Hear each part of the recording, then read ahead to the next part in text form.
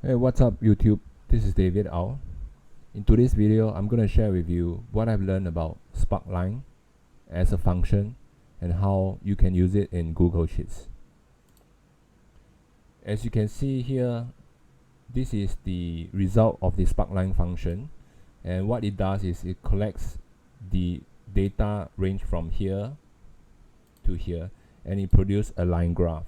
It also can produce a column graph and a bar chart, but because the spaces between the columns and the tickers that I'm looking at are plenty, I'm not interested in using Sparkline to plot bar chart or column. So instead I'm using line chart. But because I'm a day trader, I do not need to know how far back the dates are in order to have a clear understanding of what the market is doing, because I'm a momentum trader. I piggyback on the market when it's rising up and I buy the pullback. But in this video, I'm gonna just share with you how Sparkline can help you. Okay, so right now, as you can see here, these are the close of the day for these tickers at AMC. So in order to ensure that the dates are correct, so this is fifth day, which is the first day of last week, and it's on the April the 12th. Close is at 8.62.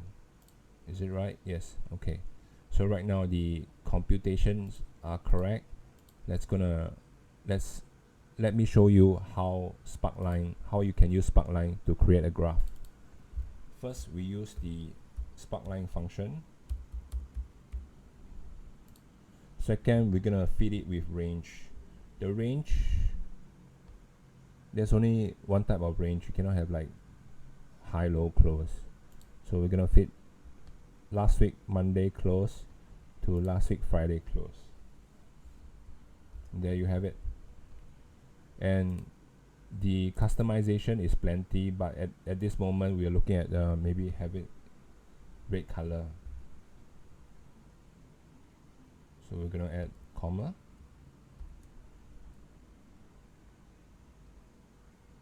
chart type,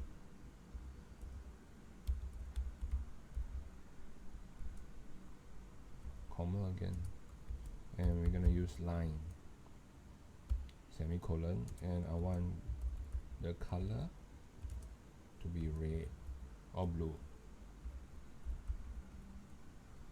Close the bracket.